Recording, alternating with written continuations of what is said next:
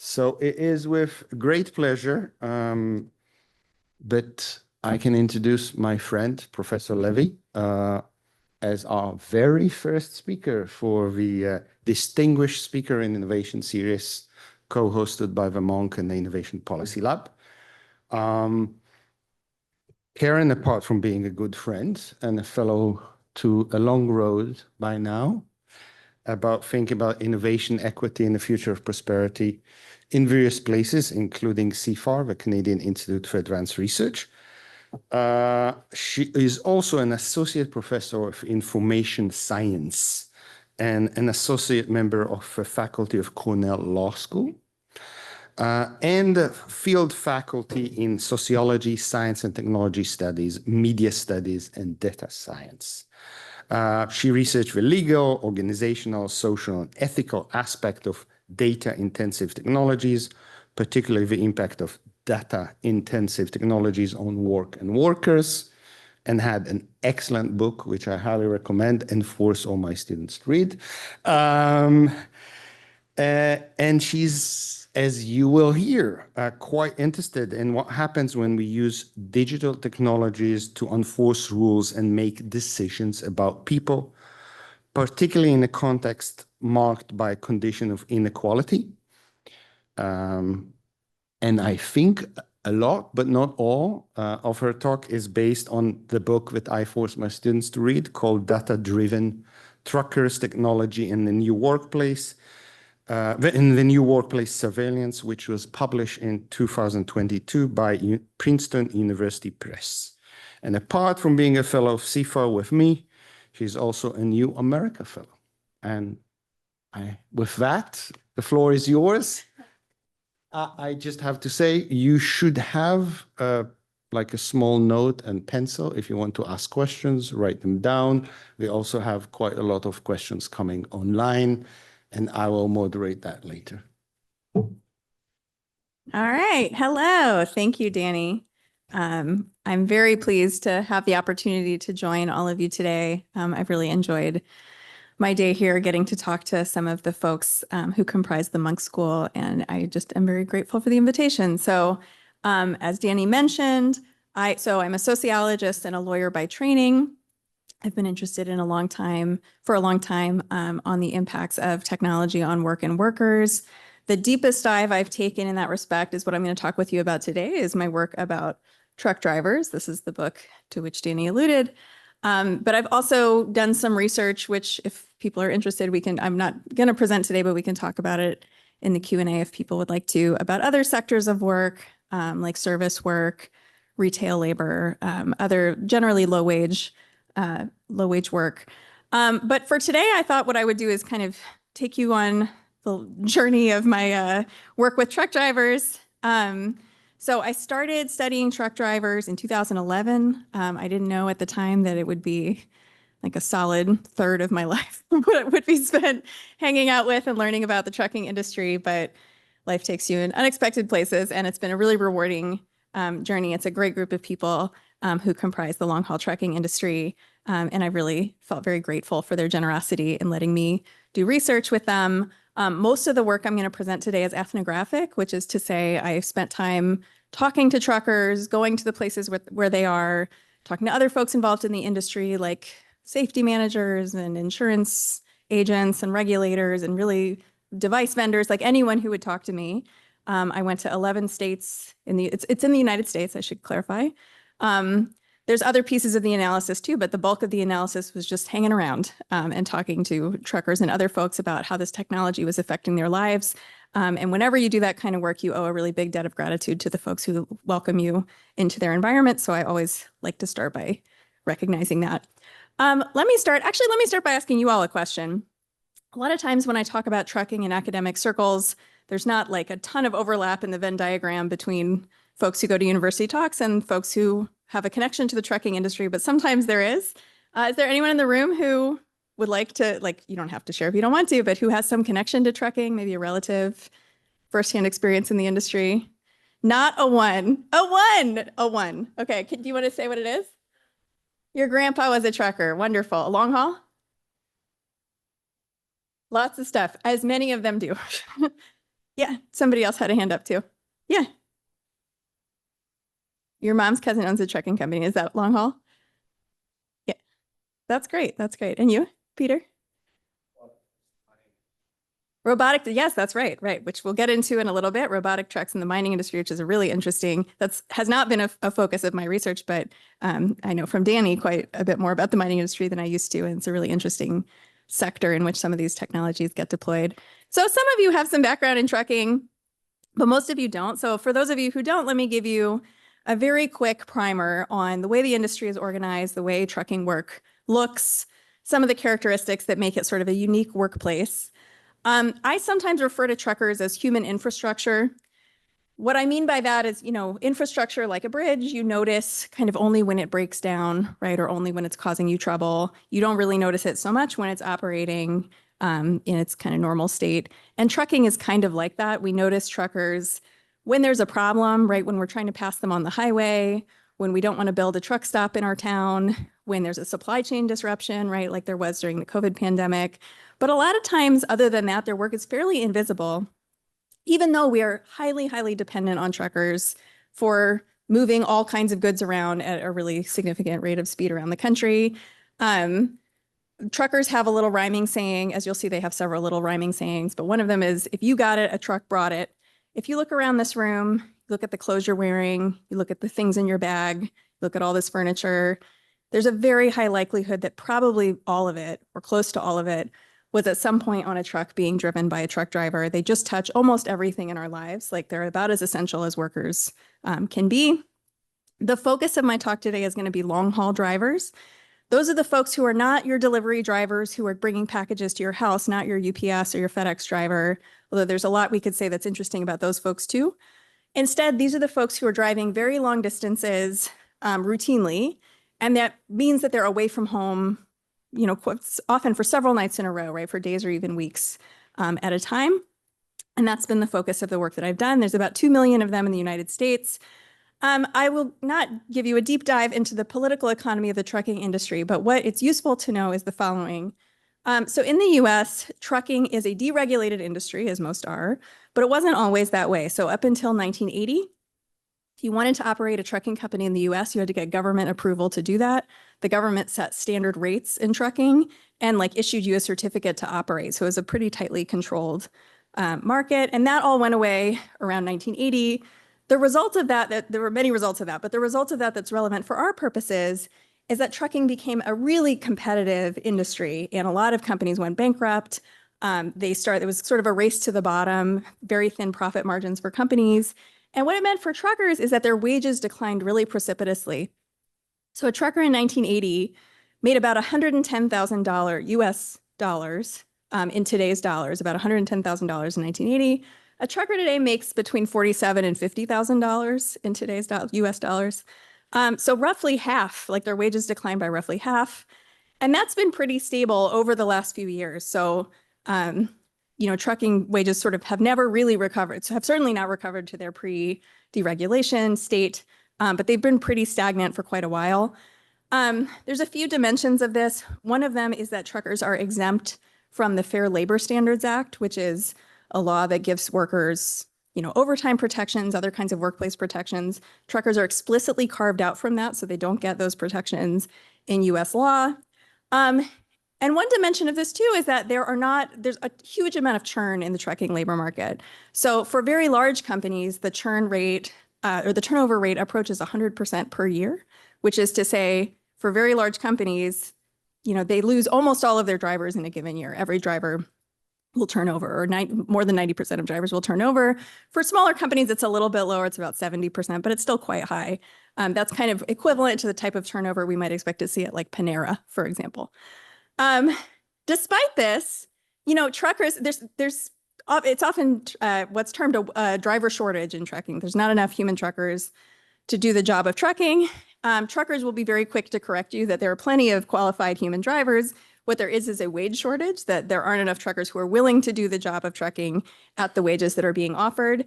And we should clarify that the work that they're being asked to do is extremely difficult and dangerous and dirty work. If you look at kind of the characteristics of work There's a really wonderful book called Sweatshops on Wheels by a trucking economist named Michael Belzer. And he makes the argument that a truck is essentially a sweatshop on wheels. If you look at the hours truckers work, the pay they get for those hours, and the amount of physical risk at which they're put as a result of those work. And I think that's a very compelling comparison. Truckers have, I want to say it's the 7th or maybe 8th highest rate of occupational fatalities in the US. If you think of kind of any malady that attends sitting in a truck all the time, sleep apnea, difficulty going to a doctor, scheduling a doctor's appointment, lots of mental health issues, cardiovascular issues, like basically everything, PTSD, depression. Truckers got it, right? Truckers have higher rates of pretty much all of like every possible physical and mental health condition. And of course, they're away from home, right? So even when they're not working, they are, kind of the nature of their job puts them away from a lot of the support, social and familial supports that a lot of us depend on. That said, trucking culture is actually quite proud. So if you talk to a driver about why they got into trucking, a lot of them talk about trucking in a very romantic way. Almost everyone I've talked to has said some version of, I got into trucking because I didn't want someone looking over my shoulder all the time. I liked the idea that I could make my own decisions. I liked the autonomy. I mean, a lot of these are low-wage workers without college education. There aren't necessarily a lot of other options in the places where they're from. So, trucking offers kind of a horizon of possibility to folks that they sometimes have trouble finding in other contexts. It's by the numbers, it's a masculine profession. So it's like 90+% male. It's actually less male than it's ever been before in history, but it's still 92% male now, I think. And when I say male, I really mean male. Like it's a very masculine profession.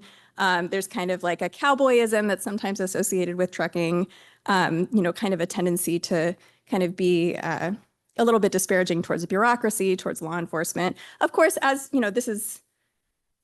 I'm caricaturizing what trucking culture looks like. Of course, there's 2 million people in this profession. People have very different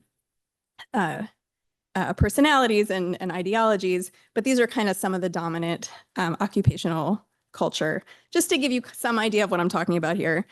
These are posters from trucking's cultural heyday, which was the late 1970s in the United States.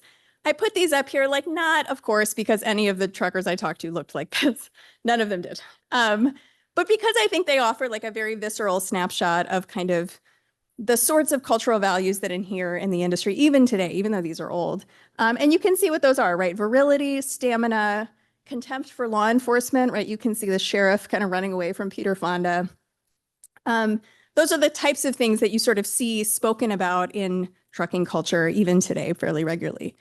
Now, there's a pretty dark side to this idea of cowboyism, right? Or this idea of stamina, which is that truckers are very well known for being very tired all the time that they're working.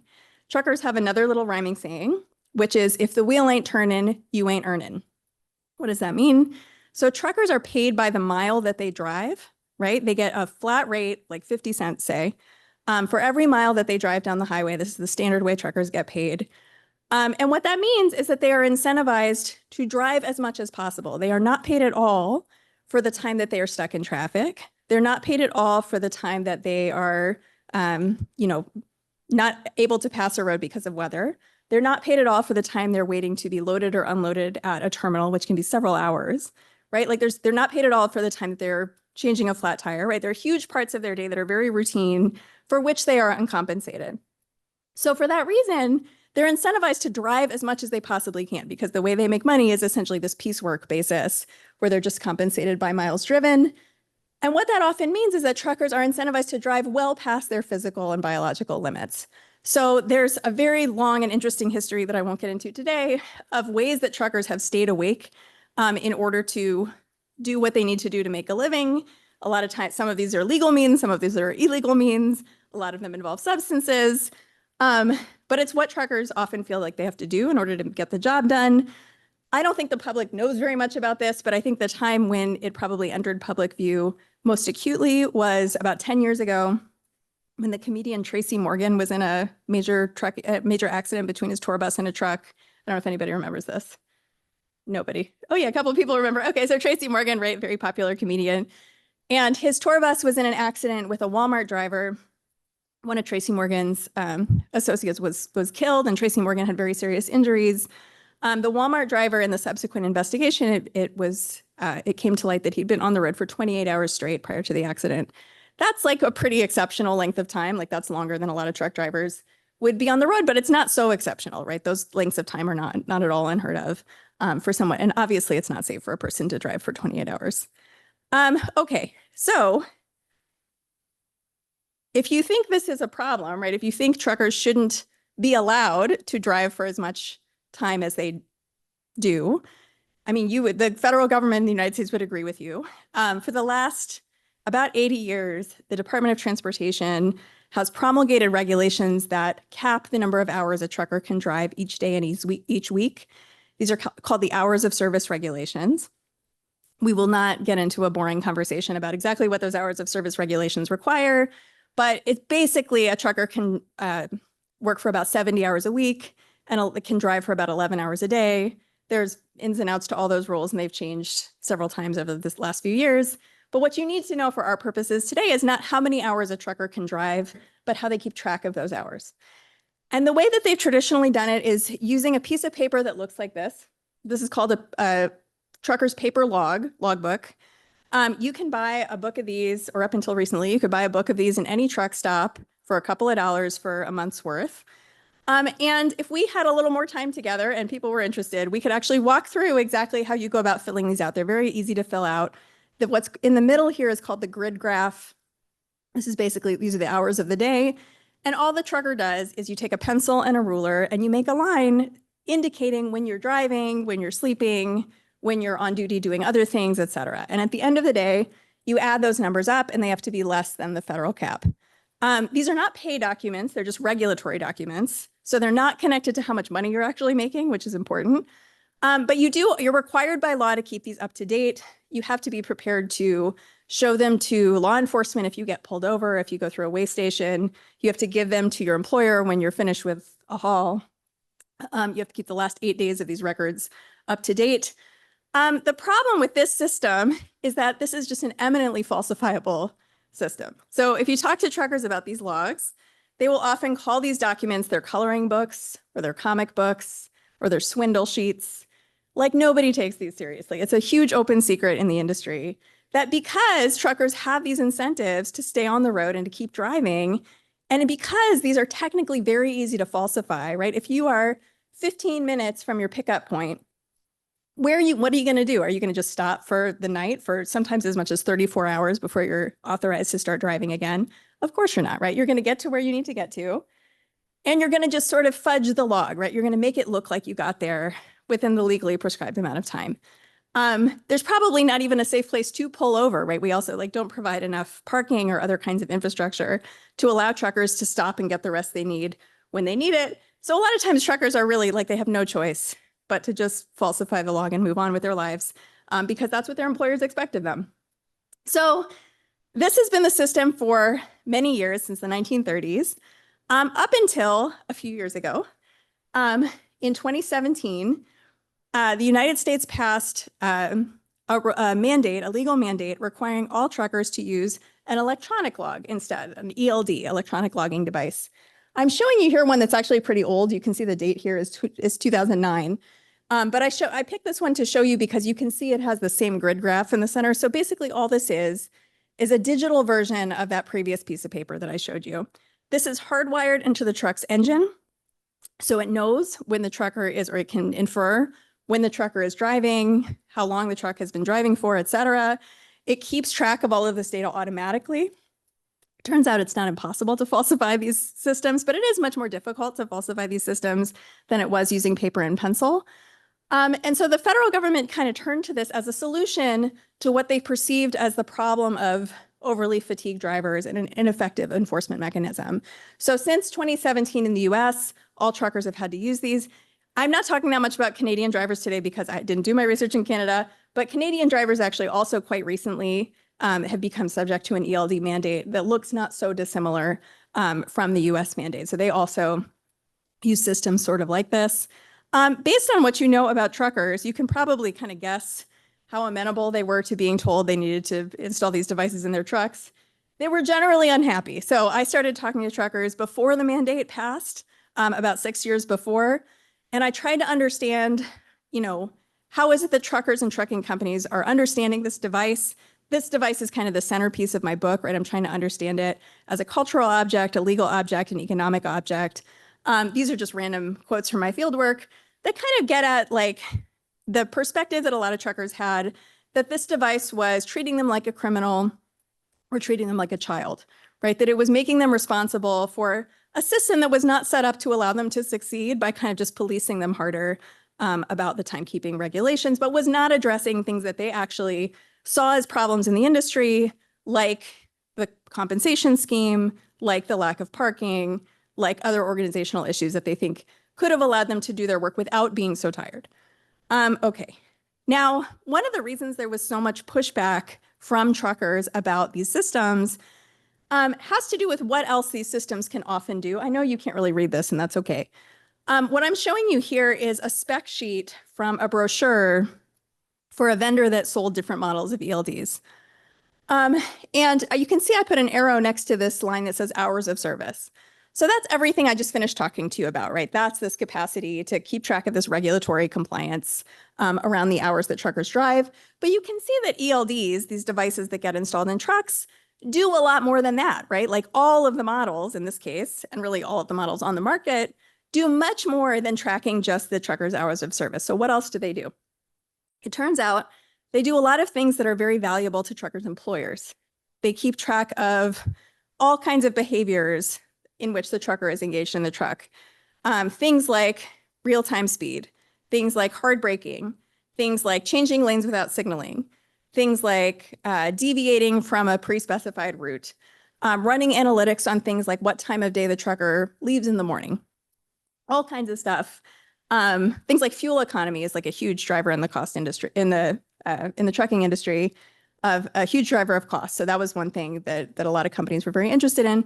The point is that it's like the ELD mandate was almost like, the government saying everybody has to buy a phone that makes phone calls. But you know that you can't really buy a phone that just makes phone calls. You can only buy a phone that makes phone calls and has GPS and lets you get on the internet and all these other things. And the ELD is very similar, right? By mandating this one piece of equipment, it turns out that truckers were sort of, that what was put in the cab was something that was much more extensive, right? That allowed for lots of surveillance of drivers over and above what the government required. Okay, well, I call this in the book, I refer to this as surveillance interoperability. I'm going to skip this kind of conceptual stuff. But basically the argument is that the ELD is a good representation of a dynamic I think we're going to start seeing a lot more, which is the coupling of state surveillance and managerial surveillance in the same device. Man, I wish we had time to go through this, but we probably don't. One of the things, maybe in the Q&A, if people want to, we could like play act this, right? One of you can pretend to be a driver and we can walk through this transcript. This is a transcript from a two-way messaging capability that was on one of these electronic logging devices. This was printed up in a trucking trade magazine, and I thought it was really apt because it kind of, if we had more time, we would walk through it more slowly. But it sort of underscores how one impact of these ELD devices on truckers' autonomy from their managers is that it allowed managers much more visibility into the things that truckers were doing. It really reduced the autonomy that truckers had in making safety critical decisions for themselves, because managers then felt, I know what's going on in this truck. I know how tired this driver is. I know what the weather is like where he is. I know what other trucks on the road are doing. And that kind of moved the locus of decision-making from the trucker in the cab, who had traditionally had all of that decision-making capability kind of inside of him, to an external manager at a home office, right? And so that like really categorically changed what it looked like to be a truck driver. It also allowed truckers to be compared against one another in ways that kind of track with a lot of what we see in other industries, where as soon as there's kind of data analytics capabilities, you start incentivizing workers to kind of compete against one another on various metrics. So we started to see that in trucking. Again, not so different from a lot of workplaces, but very, very new for trucking. Okay, what I want to do with the rest of our time together is actually just talk to you about one chapter of the book. So I wrote this book mostly, as I said, about the electronic logging device. And then I started a new job and I did some other things and I didn't publish the book right away. And over that period of time, it became clear that like trucking was also maybe changing in this new way, right? So people started talking about whether there would soon be human truck drivers at all, or whether autonomous trucks would take those jobs away. And I admit that I had not been thinking so much about that because I had been focused a lot on talking to human truck drivers. But I decided that in this book, I felt like I needed to look into whether or not we were going to have human truck drivers. Like, what is it that truckers felt was the answer to that question? And how, if at all, did that answer to that question square with this kind of growth of surveillance in the industry that I had already seen develop? So to kind of frame up that question, which is where I hope we'll spend the rest of our time together, I wanted to show you just this one comment. One component of the work I did on this project was an analysis of thousands of public comments that were submitted to the Department of Transportation as a component of rulemaking processes as they were considering this ELD mandate. So they considered versions of this mandate across about 20 years. There were 5 different regulations that were proposed at various points in time. And one kind of result of that is that we end up with thousands of comments submitted by truckers and other folks stating their views about the mandate or citing evidence in support of their perspectives. There's lots of really interesting ones, but I'm just going to show you this one that was submitted by a trucker, I want to say in 2013. And the trucker says the following. He says, "A computer doesn't know when we are tired, fatigued, or anything else. Any piece of electronics that is not directly hooked up to my body cannot tell me this." Okay, now my take on this is not that the trucker was saying what we should do is directly hook a computer up to my body. Like, that wasn't the alternative future he was envisioning here, right? He meant this at a, that wasn't what the speculative future he wanted. Instead, he was saying, like, this computer isn't me. Like, this computer doesn't know me. Only I know my own physical capabilities. But as we'll see, this is like a weirdly prescient comment, because what we end up seeing develop over the last few years is essentially this alternative future. So let's talk about that. So I mentioned, this kind of turn towards autonomous vehicle technology over the last few years. And the question I want us to answer in the next few minutes is, to what extent, first of all, to what extent do we think that's going to happen?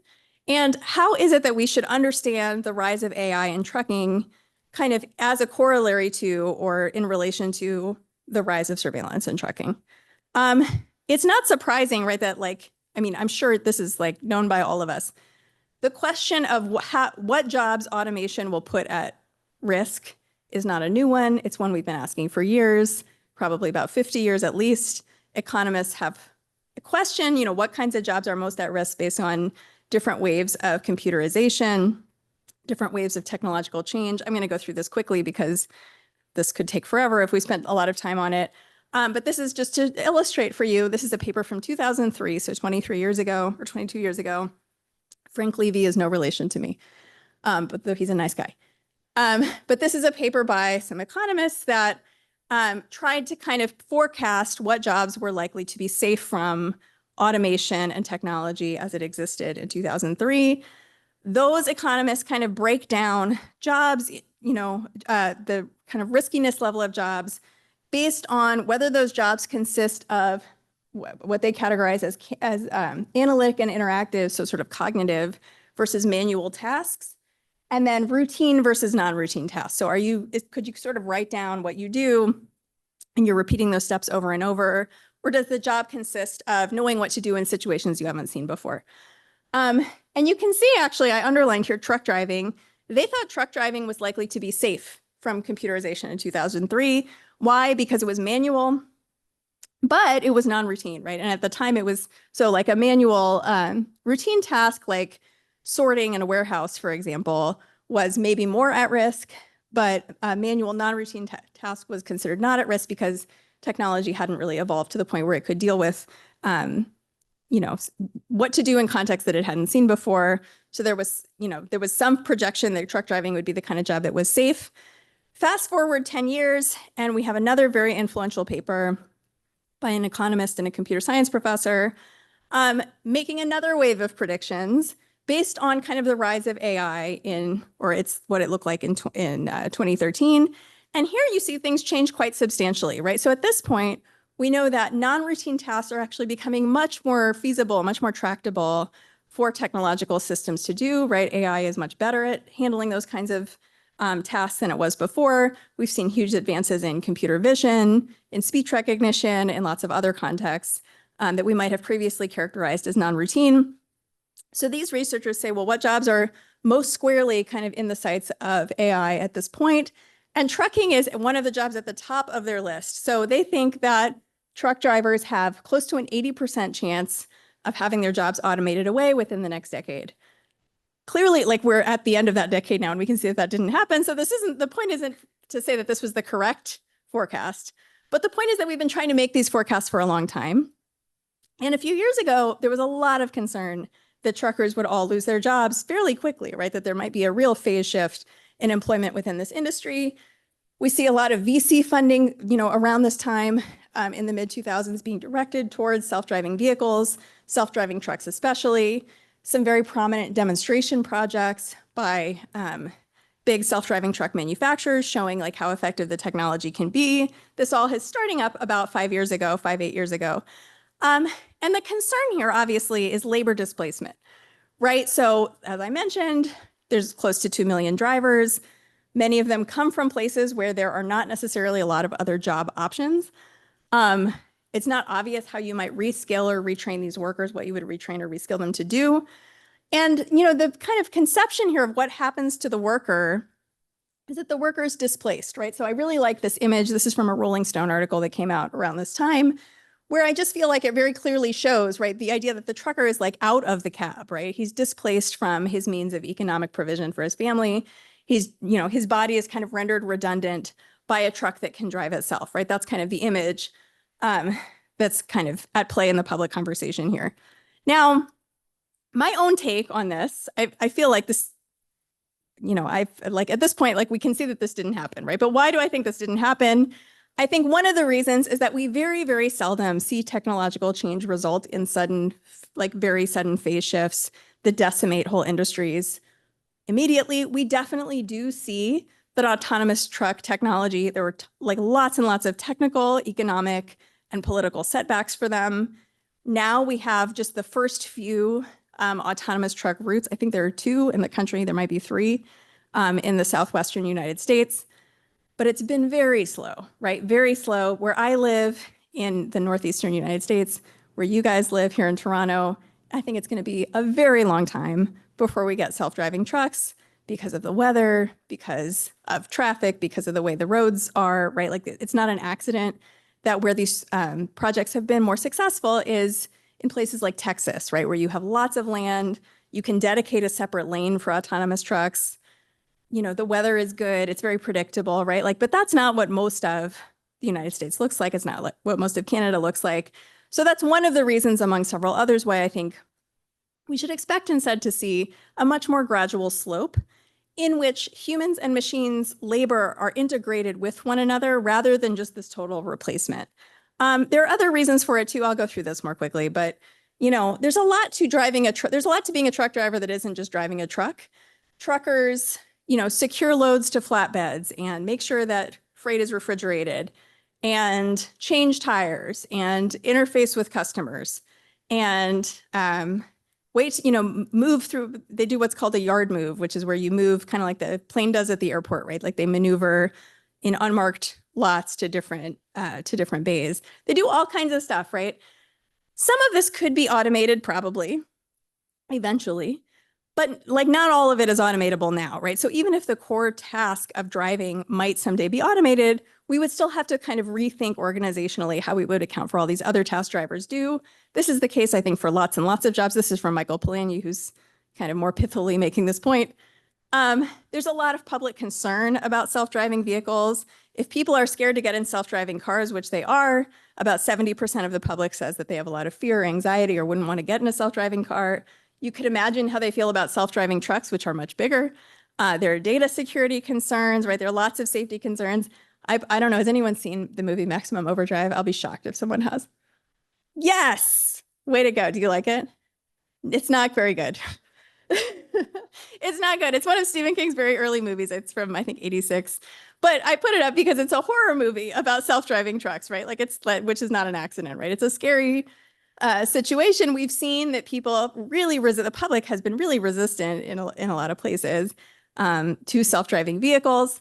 So anyway, there's other reasons too, but those are some of the major reasons why my expectation is that we will see this rollout being very slow, on the order of decades, not on the order of the next couple of years. And folks in the industry seem to share that view, like they really just are not planning for this as an immediate term issue. So what does the near term look like for truckers? Like, how is it that AI is affecting truckers today? I think there are three possibilities. I'm going to zoom through the first two because the first two are not what's happening. I'll just spoil it for you and tell you that the third one is what's happening. But I want to mention the first two because I think it's useful to know what I think are not the models we should be concerned about. The first is what sometimes in human-robot interaction is called the handoff.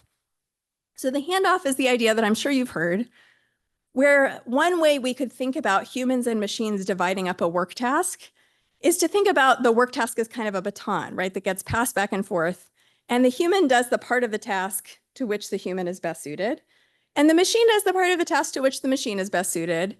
And it's teamwork, right? And everyone gets along. We've seen this model, for example, in contexts like robotic surgery or maybe air piloting, right? Working with an autopilot.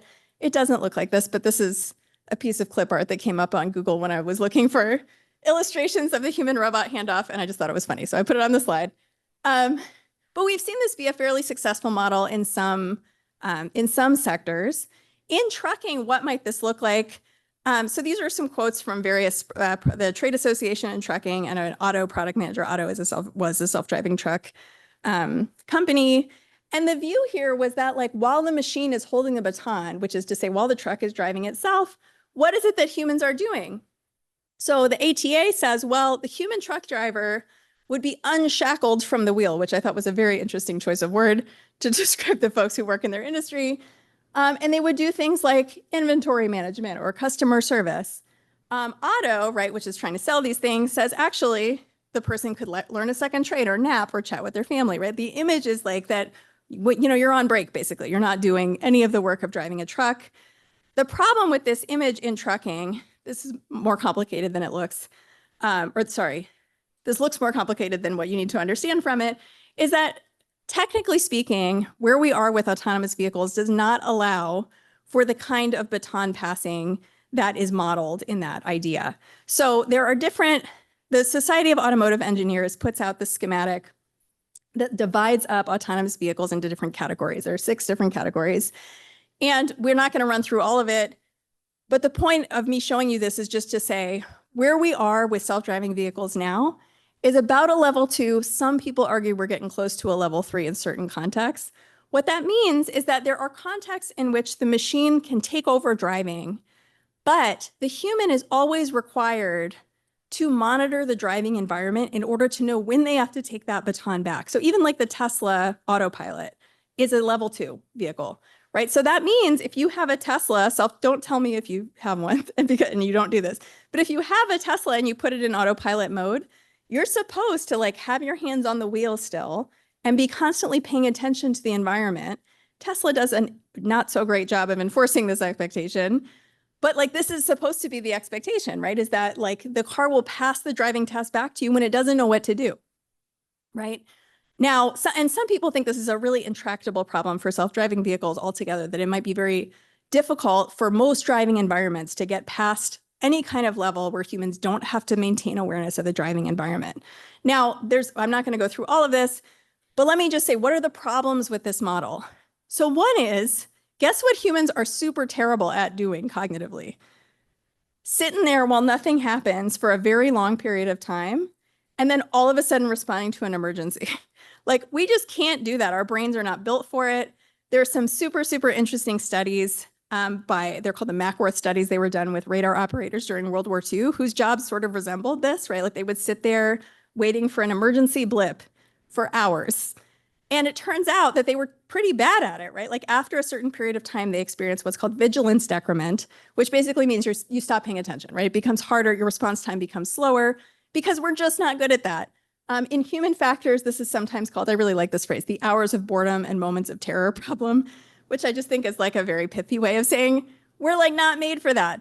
There's a bunch of really interesting research suggesting that this is just not the kind of thing that humans are ever gonna be able to do effectively. So that's one model. I don't think that's going to take hold in trucking for the reasons I said. The second model, I'll just go through even more quickly. So we might think instead of a human and a machine working together to drive a truck as more akin to like a road trip, right? So if Danny and I go on a road trip together, we should do it.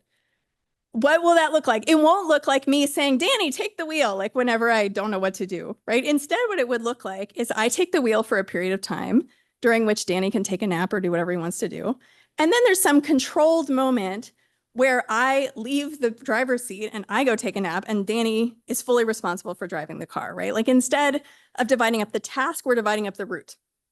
And that's closer to kind of what we might think of as another way for a human and a machine to divide up the task of long haul trucking. This was the model that Uber had in mind when Uber was working a few years ago on self-driving trucks. So what they envisioned is that what this route division would look like is that trucks would drive themselves over the long haul and humans would kind of take the last mile, right? Humans would do more local driving. Humans would do the work that's, where there's more pedestrians, right? Or the things that trucks are less good at doing themselves. Trucks do a better job usually over the highway, over straight roads in the daytime. They can't do it when it's raining, right? There's a lot of constraints, but the problems in self-driving vehicles are kind of lumpy, right? They're, you could imagine that they're like kind of geographically isolated so that it's much harder to drive through a city than it is on the highway. One problem with this is that if you remember, truckers get paid by the mile they drive. And so what Uber had effectively proposed to do was just like take away the lion's share of the driver's paycheck because you make almost no money for the local part of the drive, right? The place where you make the money is the long haul. I talked to Uber at the time about this along with some other folks who were studying the industry. I'm not proud of this quote. It's not my best quote, but I was like, I actually kind of thought like maybe there's some funny way in which Uber, which this was 2018, so Uber is a very powerful company in need of a labor win. Maybe Uber is the one company that is politically powerful enough to actually like change the way the compensation happens in trucking. Truckers have argued for that for a long time. A lot of them would love to be able to do local routes and get home every night, but like it's not financially feasible for them to do that.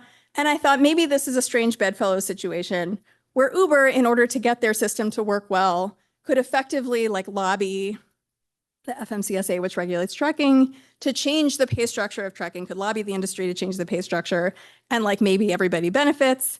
So I suggested to Uber that they should be doing that. And then Uber shut down their self-driving truck division, not causal, I don't think. They shut it down largely because of some IP conflicts that they had with Waymo. It was a very expensive lawsuit, but they're out of the game now. And there's no other company that is operating at the scale that Uber would have been. So I just don't see this taking hold as like a viable, scale solution to the problems of trucking. Okay, so what is happening? That was a lot of what's not happening. This is what is happening in trucking. This is how AI is being felt in trucking right now. It's something that I think we could think of as hybridization. So what it looks like to be subject to AI in trucking is something like this.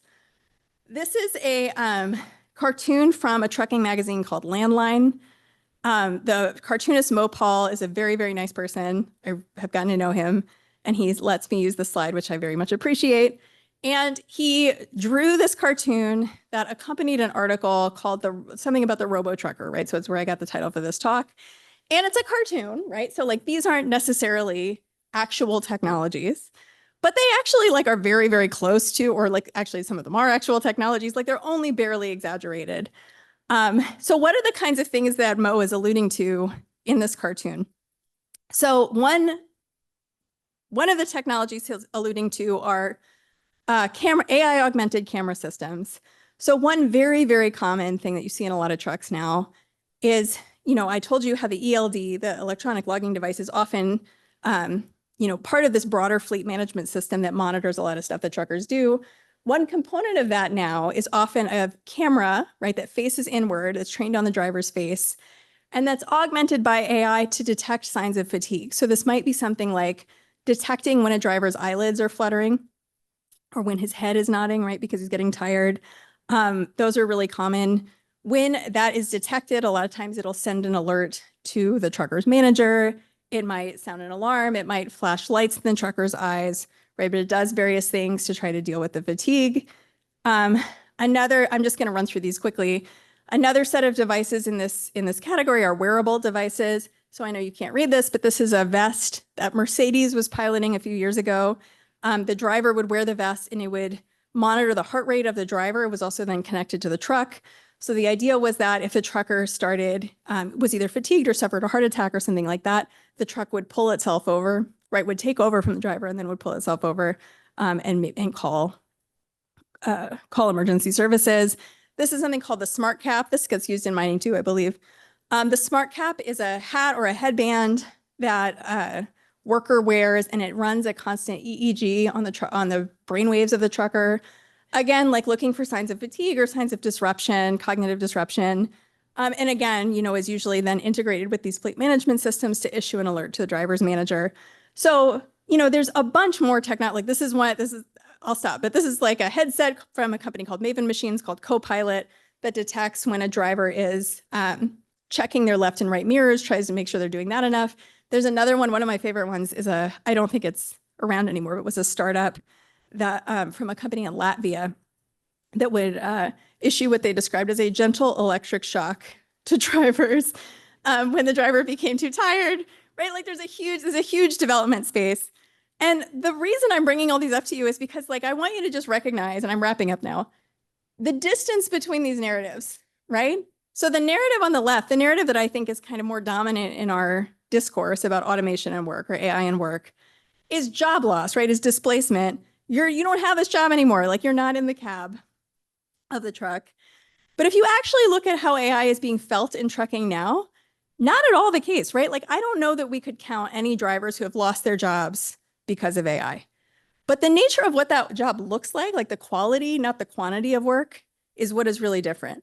And it's because the trucker is still in the cab, but he's joined there, right, in this very intimate way, like in and on his body, by AI-driven systems that are monitoring all kinds of stuff about what he's up to, right, or making predictions about what he's up to, what he's capable of.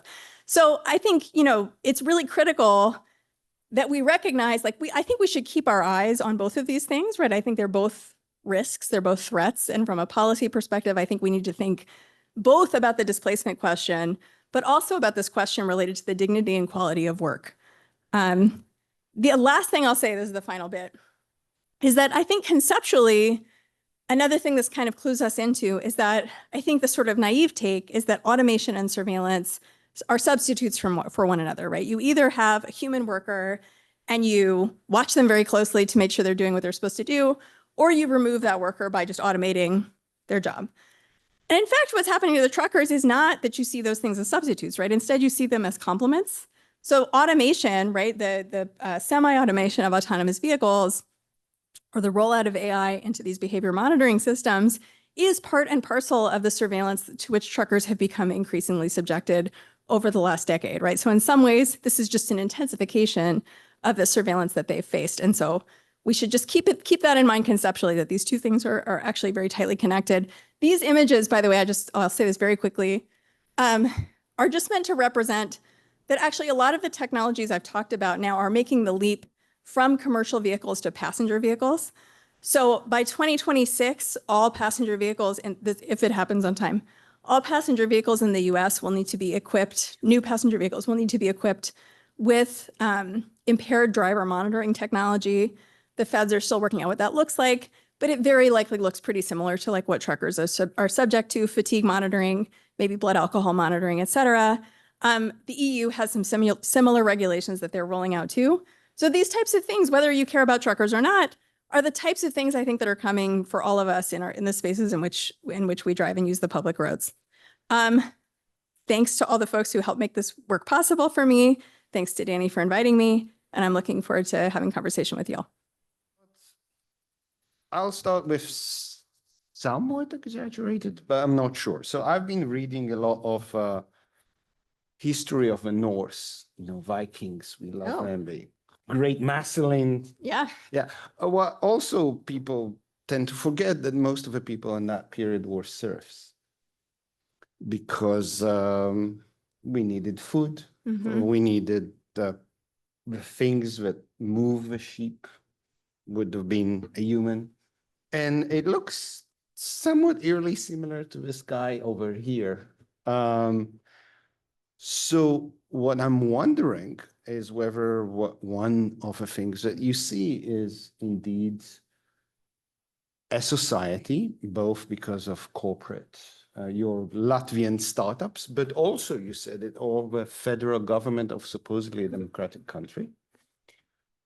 We here don't think you're a democracy anymore, but supposedly. No comments on that. Yeah.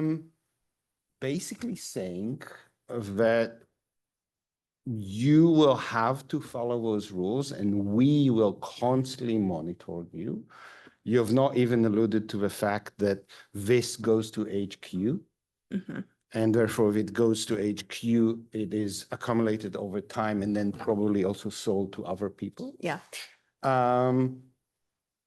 So are we back to basically most of human existence for most humans until more or less the 17th century of being a serf under tight control?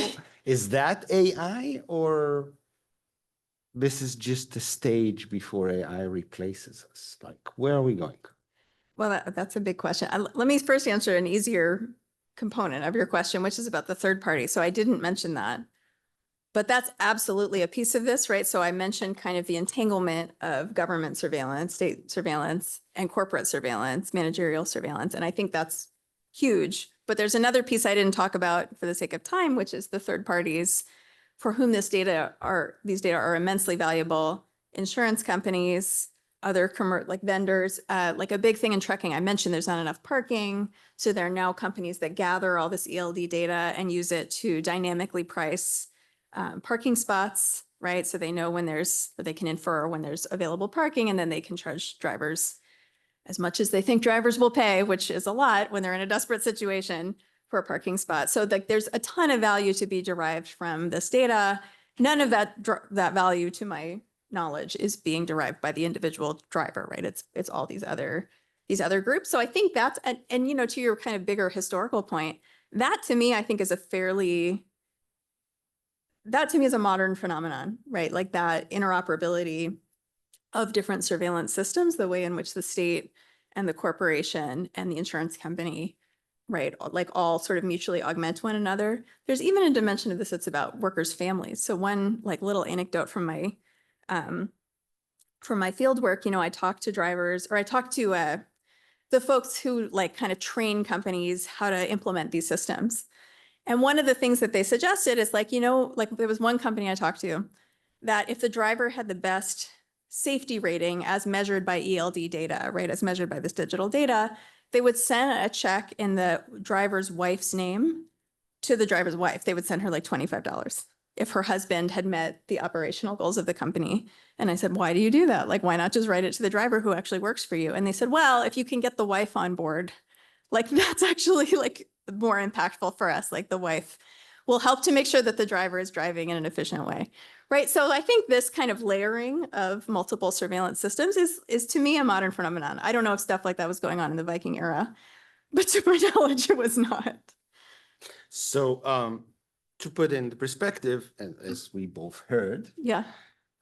When companies in the United States built company towns, especially in remote places because they were interested in mining, they also had rules about how the house looked like. Yeah, that's what usually the wife was allowed or not allowed to do. Yeah. And it was benevolent.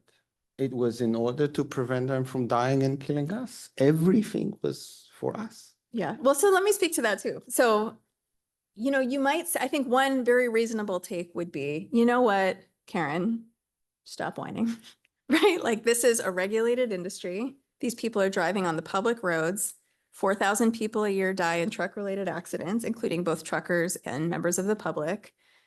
If there's a safety issue here, like we should solve the safety issue. And if what that takes is monitoring, then that's what it takes, right? And like that's just them's the breaks, right? And mining is a great example, right, of a context where I know your own research has shown that monitoring can be like an extremely pro-social and pro-safety implementation of the technology. I would buy that more in trucking, except for the following. there has been no positive demonstrated safety impact from the rollout of ELDs. In fact, the first year that ELDs were rolled out, truck-related accidents went up by about 25% as passenger car accidents went down. Why did that happen? So what folks in the industry think, and I agree with, and analysts have come to similar conclusions, is that if you remove the flexibility from people's work, where people have been dependent on that flexibility for a very long period of time, then like what will they do, right? Like you have made it impossible for them to operate in ways where they can assess the context around them. They can decide it's worth driving an extra 10 minutes or not. If you tell somebody you have, about 11 hours to get from A to B, versus if you tell somebody you have exactly 11 hours to get from A to B, like how are you going to drive in the latter scenario?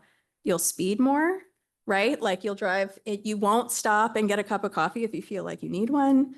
You will not go listen to that rattling thing that sounds a little funny, right? Like you will drive in a more intense way. And that is what we've seen actually, is that speeding violations went up and then accidents went up. The other bit, and I'm sorry, I'm on like a soapbox now. The other bit of this is who it is that like will stomach these kinds of situations. So in trucking, you have kind of like the old hands and the baby drivers, right? The old hands are the guys that have been driving a couple million miles maybe safely, decades, right? Like a lot of them got into it from the military or from agriculture, and they are the safest drivers on the road, right? And they have been doing this for years without any of this stuff. And the second you're like, guess what? We're going to put a camera in your face that shocks you every time your eyelids flutter. That guy is done. Like he is out of the truck, especially for the money he's making. Like that's not worth it to him. I cannot tell you the number of drivers I talked to who said the day they do this, I'm out. And a lot of them followed through. Who is not going to resist this? 18-year-olds, right? The legal age for trucking in the United States was 21, and now we're lowering it to 18 because there are not enough people who will do it. And if you're 18, like what job are you going to get that doesn't involve surveillance like this? Like there's just not any other options, and you don't know it any other way. You do not want to be next to an 18-year-old on the highway. Like they have 6 weeks of training. Their accident rates are way higher, right? So you have these huge cohort effects based on like who will, stomach what work that looks like this. I'm sorry, that was like, I just yelled at you, Danny. It's actually perfect because one of the first questions we have is exactly about class disruption. So, which you sort of answered, but I would push you. Is it just younger people, which is your answer, or is it people that are come from yes, I have been driving, I am proud, but I still have a wife and 3 kids and I have no options. And therefore I will stomach it, even if it actually makes me less of a safe driver. Yeah. So what does that actually mean about class disparity? Voice, which you have all those comments, which you use cynically because they commented in order to get to one, and it seems as if somebody in Silicon Valley said, oh, that's actually a great idea. How are we going to move that way? And if this is the way, what does that, you don't have to answer that, but at least one of us wonders, what does that mean for democracy? I mean, I think that's, well, so the class issue I think is critical. So I talked about age. Truck driving has long been like an avenue for new immigrant populations in the United States and in Canada. And oftentimes folks who come in and, like a lot of times those are more vulnerable workforces, right? For a variety of reasons. So a lot of exploitation, a lot of coercion by companies over drivers takes place in the context of immigrant population, drivers from immigrant populations who don't feel, as you said, that they can like easily hop to another job. There is a degree to which some of the worst practices might be mitigated by monitoring, right? So sometimes like that 28-hour Walmart driver I told you about, there's some suggestion that some of those like really exploitative practices might be nipped in the bud a little bit by more pervasive monitoring because it's just harder. It's not impossible, but it's just harder for a company to force a driver to drive 28 hours when they're not doing it on paper. So it's, you know, I mean, no technology has one effect, right? I think there are ways in which it can mitigate some problems as it contributes to others. That was nice because you also answered another question about, Yeah. But what you did not answer still is, you know, I'm a political economist. Mhm. This is an industry. There's 2 million people. Some of us claim that in democracy, when you have 2 million people with a shared culture, with actually reasonable status, if you think about trucker at least 10 years ago, they should be able to actually arrange and have some autonomy and control about how their work looks like. What you just told us, that this is not the case. Yeah, I mean, and I think the most obvious route would be unionization, right? The unionization rate in trucking has declined for, I mean, it's in the low single digits, or some of the, it's hard to get good numbers, but the estimates that I've read in long haul, I should say, not in delivery, are abysmally low. It used to, of course, be like I think literally the most unionized sector in the United States. The Teamsters were truck drivers, and I forget 2/3 or something of long haul drivers were unionized. But a lot of that went away when deregulation happened and has really never come back. Truckers are not a group of people that I expect will be unionizing anytime soon. They're geographically dispersed. They hop from job to job. The churn rate, I think, makes it difficult for folks to organize. And I asked a lot of drivers directly, like, why don't you, exactly what you said, right? Like, why is it that there isn't more collective action? Why is it that would you form a union? And honestly, almost no driver talked positively about unions to me. A lot of them talked quite negatively about unions. Some of them got burned during the Teamsters era because there was a fair amount of corruption during that time. And I think a lot of drivers, you know, just really fundamentally see themselves as opposed to strictures of authority that are going to dictate what they can do. And for a lot of them, I think unions kind of sit alongside the feds as like another group telling them what to do. So I don't see a lot of potential there. I mean, there are some other there's a group called OIDA, which is the Owner Operators Drivers Association, which is not a union, but is kind of an interest group that does do some of this fighting for truckers, has led some legal charges or legal complaints to try to slow down the rollout of the electronic logging mandate. So there are some groups that are fighting, I think, for these workers, but by and large, I mean, it's just not a group that has a lot of power. So if I put my other side, my economist side, and I actually believe in the free market, what you just told me, that this is now, which was not a great job before, is now a horrible job, and it doesn't even give me the fulfillment of autonomy. And indeed, there will be exit. And indeed, there is exit. That's why we have 18 years old drivers. And as you said, it's an essential. So at some point, supposedly, the market will tell us all that we need to change this behavior. So either significantly raise wages or make the job more interesting. You would think so, right? So I had the same, I've actually through CFAR, I talked to some economists about why hasn't this happened in trucking? And the answer, and this is, I mean, like, this is a well-known issue in the DOT. When Pete Buttigieg was in charge of the DOT under Biden, this was something he talked about a little bit. You just have not seen wages be responsive in the way that like Econ 101 might dictate. Instead, what firms have found more efficient to do is what they sometimes call managing around the churn, right? So instead of improving, as you said, conditions that would support retention of professional drivers, the cheaper and easier thing, and frankly, the thing that the government has also incentivized, is to just like get fresh meat in the hopper as fast as possible. So the government has really, we all actually incentivize or help to subsidize driver training through gas taxes and other things. The federal government has really pushed for more driver training. When that happens, right, like that becomes kind of a stopgap measure to try to get more drivers in. Forget the fact that they won't stay very long or that they're not very safe or that they don't know what they're doing. But like this has been the approach rather than making the job more livable. And I do want to, just to come back to one other thing that you mentioned, Danny, right? Like I certainly don't want to suggest, and it bothers me when people do this, when people say like, well, work sure was great before computers and now it's terrible, right? Like AI sure has ruined this like pristine craft that like was the trucking industry before. Like, no, it was a terrible, I mean, in many ways, a terrible job.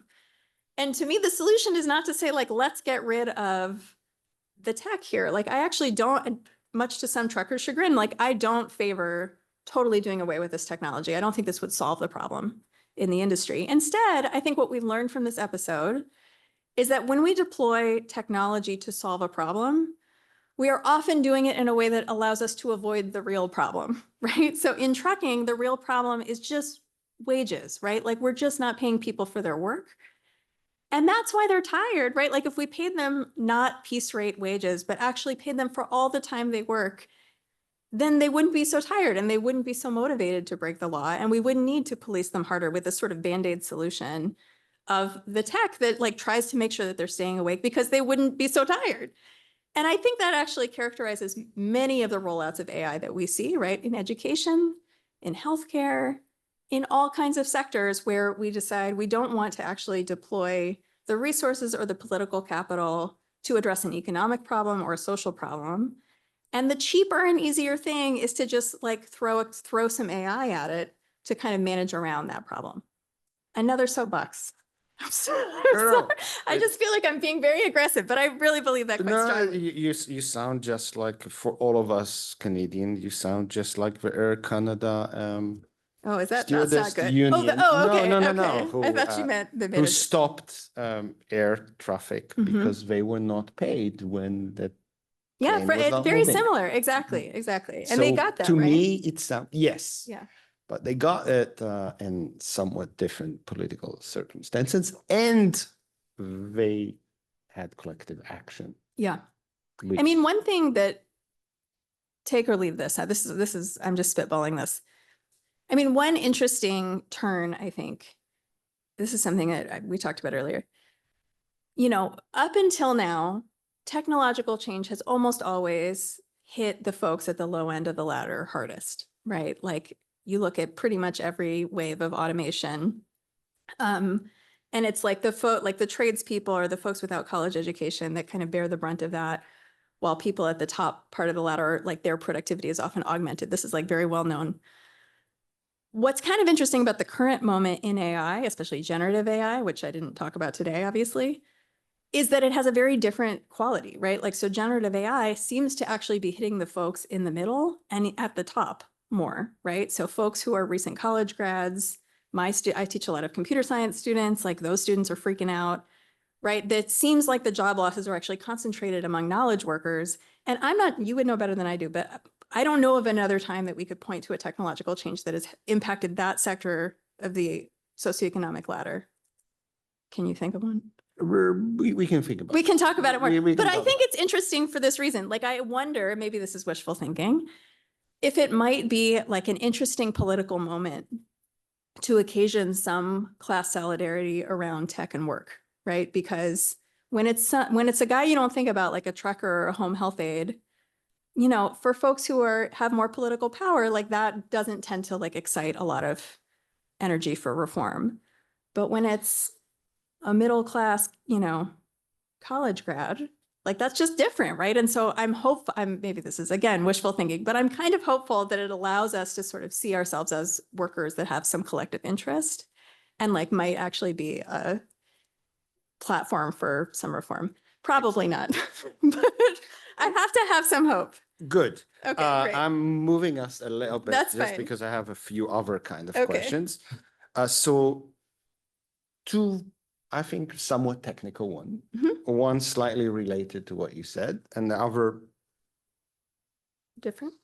it's not different, but what you just told us when somebody asked you that this system is not even very useful in doing what it's supposed to do, and that there are costs, but it doesn't solve. It might even make it worse. So why is that persisting? It's like it makes the work worse. You have less drivers. Safety is definitely not improving. So again, What's why happening? is it? Yeah, I mean, so part of it is I think what I said, that like, you know, root cause reform is hard, right? So if you really wanted to solve the problem of tired truckers, I think you would have to do things that are politically unpopular that probably raise the price of shipping for all of us. Nobody really wants that, right? Like it would be very difficult to do. This is relatively easy. We have a regulatory agency whose job is to make rules for truckers. They do it all the time. Easy, right? An easy route. Also, there's the value proposition, right? So I mentioned there's a lot of companies that derive a lot of value from the data that these systems produce. They, of course, want this thing to happen. There's also kind of an interesting market concentration issue at work here. So the trucking companies are like there's like a couple, the top 10 companies control like 80% of the market, but then there's a ton of small companies on the lower end. So it's small businesses and then dominated by like the top 10, top 20 companies. And those big companies actually do see some return on investment from these systems because of the analytics capability, right? So like they now know they can control their workforce in different ways. They can incentivize fuel efficiency, right? Like they get more benefit because they have data from thousands of drivers. The folks who don't see any value from this data but still have to buy these systems are the mom and pop folks, right? Or the single owner operator, right? Where, I just drive my own truck. Analytics are not that useful to me. So because of that, you actually saw this interesting shift at a certain point in the debate over these systems, where for a while, all the trucking companies were like, we don't want this. This is stupid. And then at a certain point, the big companies were like, actually, we do think everyone should have to buy these. And I think that was just a competitive practice, right? Like they can they can impose the cost on the little guys, and they know the little guys won't see the value. So it becomes a barrier to entry for small companies. So I think those are some of the reasons why like you see this persistent. That's great. No, I don't know it's if not you- great. No, that's a great, at least answer. But then the question is, because you mentioned Mercedes and all others, one other question that we have, is that the same dynamic everywhere? Is what this is. Maybe you haven't done the research, but is the same dynamic that we see in the US Oh, similar to happening what happened elsewhere? in Canada, Europe, Latin America, China? Yeah. So it's a good question. And you're right that I can't tell you definitively. I can tell you that it doesn't look the same everywhere, right? So, trucking in the US and in Canada, right, is characterized by very long distances, and long distances are fatiguing. Not all countries have very long distances that have to be traversed, so they have fewer problems with fatigue, right? So like in the EU, you see less of a problem. Some countries, like especially in the global south, you don't see the market concentration that you see here. So you have a lot more very small companies. And that has also resulted in kind of a different mix of technology and trucking, right? So you see more technology being developed to do like load matching, kind of like brokerage companies, right? Sort of like what Uber does, where they say, it's literally Uber actually that does it, that matches small companies with small loads, as opposed to the kind of these big behemoth companies like you have here. So you have slightly different problems in different contexts based on the political economies in different contexts. I don't know anything about Chinese trucking, I have to say. You do see some of the same issues, right? So in Canada, there's definitely, you've probably heard that Canadian truckers have been unhappy for a while about various things. There were some very high profile protests a few years ago about different issues, but like issues that actually are not totally unrelated to this, right? Like kind of issues around autonomy. A lot of that was actually ostensibly about COVID vaccination. But, I talked to some Canadian drivers at the time when, there were all of the protests. We call them Freedom Convoy. The Freedom Convoy, right? That's the term, the Freedom Convoy.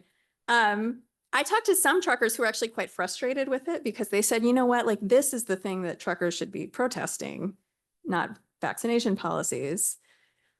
I don't know about that. But I have to say, like, I understand that perspective reads differently to me, knowing what I know about what those truckers are being subjected to, right? Like you can see how bodily autonomy feels different, right? When like this is the work environment that you're in.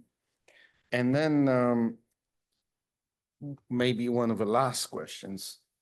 In every time that we saw a technology being forced on labor force, especially against their will, we had the laborers, which are usually smart, autonomous being, at least before they put in this thing, find way to resist it. You have not talked about it. You just said, there's some way to. Yeah. But I would expect when you present such a things to 2 million people, except from the high churn, is that workers find way around those systems. Absolutely. Absolutely. So would you care to elaborate? Sure. I mean, like there's a whole chapter of my book about this. But yeah, workers come up with all kinds of workers and companies, I should say, right? So companies want and don't want these systems, right? Like they like sort of want the truckers to keep breaking the rules sometimes because like ultimately what they want is the goods to get to where the goods need to get to. So sometimes companies break the rules on behalf of the drivers or put drivers in a position where like they are being told to break the rules. All kinds of ways they do it, right? Like the most basic, I talked to one company where all the drivers just like smashed these devices with a hammer, right? They showed up one day and the next day, like all the devices were destroyed. That's like not a long-term solution, but it's a very expressive one, right? So that's one thing. Some of the strategies are a little bit more maybe tactical, right? So like one of the most common ones is what's sometimes called ghost logs. This is a kind of a holdover from the paper and pencil log. So it used to be the case that if you wanted to drive 28 hours, you would record that you drove, or say you wanted to drive 22 hours, you would record that you drove 11 hours as Karen Levy, and then you'd have another log where you'd write Danny Bresnitz, and you would record your 11 hours there. And like, you just pretended you were two different people, right? And like, actually companies move personnel, like sometimes that happens, right? Where you're driving team, you're driving with another driver, and then they get out of the truck. So it's actually hard to disprove. And you can do the same kinds of things with ELDs, right? You just have like a different password. So that's like a pretty basic one. But there's all kinds of stuff. There's back end stuff you can exploit. There's a lot of limitations of these devices, right? Like they think you're driving if you're going more than 15 miles an hour down the highway. But if you go 14 miles an hour down the highway, they think you're resting. So I talked to one, actually it was a safety manager at a trucking company. And I watched her she was working dispatch to a trucker, and she told the trucker he was like 3 miles from where he needed to be, but he was out of time. And she told him like, just drive down the shoulder 14 miles an hour till you get there. And I thought like, what a smoking gun. I can't believe I just watched her do that like that. I felt like it was like this great ethnographic moment. And then like, I realized she didn't see that as violating the rules, right? Like to her, the rule was what's going to get caught, and that wasn't going to get caught. So in her mind, that was like perfectly legal. I'm pretty confident that's not actually legal. But those are the kinds of things that you saw people do. So that was really, actually, that was in some ways my favorite chapter to write, just because like you said, people are endlessly creative when it comes to finding ways around rules that don't suit them in a particular moment. Excellent. Thank you so much. My pleasure. I'm sure that my students are now relieved because they know they will never sit in front of a computer that will check replies, read their emails. I don't know. Fix what they read and write, and tell them whether they wrote enough and answered enough emails. But yes, we're filled with optimism for the Great. future. Thank you. That's my goal. Thank you very much. Thank you Thanks so all. much.